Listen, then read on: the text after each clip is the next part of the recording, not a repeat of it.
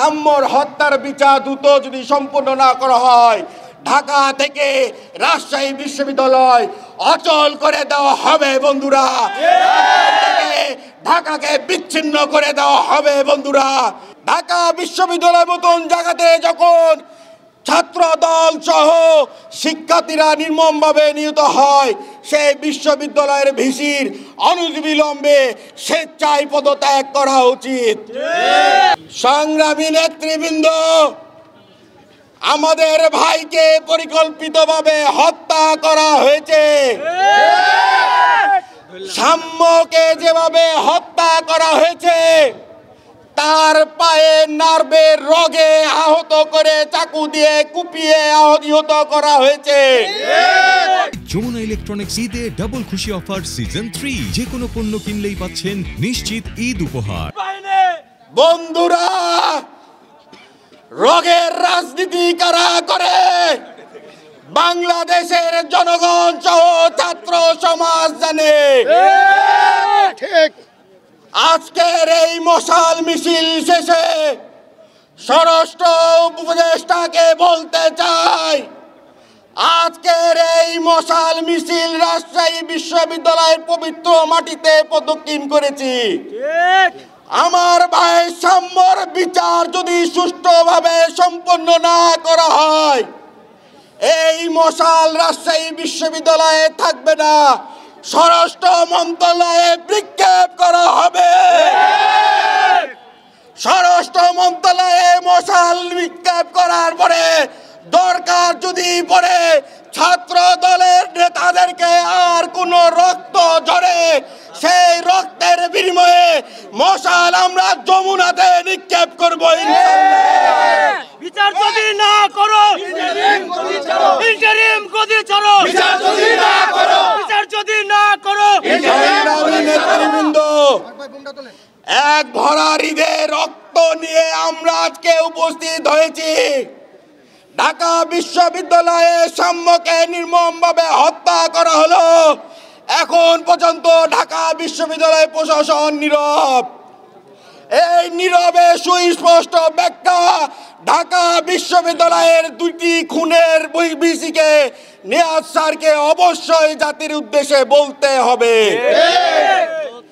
ঢাকা বিশ্ববিদ্যালয়ের ভিসির নৈতিক অধিকার নাই। ঢাকা বিশ্ববিদ্যালয়ের মতন জায়গাতে যখন ছাত্র দল সহ শিক্ষার্থীরা নির্মমভাবে নিহত হয়, সেই বিশ্ববিদ্যালয়ের ভিসির অনতিবিলম্বে স্বেচ্ছায় পদত্যাগ করা উচিত।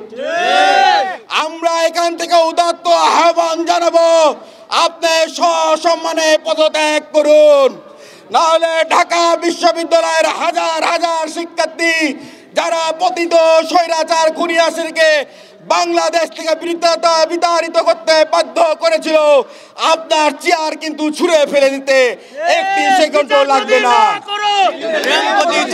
সংগ্রামী নেতৃবৃন্দ, আজকে একটি সংগঠন বাংলাদেশের ছাত্র সমাজের পাশে না থেকে সারাদিন মিথ্যাচার আর অনলাইনে গুজব বাহিনীর মধ্যে পরিণত হয়েছে। আমরা হুঁশিয়ারি করে বলতে চাই, সুষ্ঠু ধারা ছাত্র রাজনীতিতে প্রবেশ করুন। এর যদি ব্যত্যয় ঘটে, বাংলাদেশের ছাত্র সমাজ আপনাদেরকে কিন্তু আর ক্ষমা করবে না, করবে না, করবে না।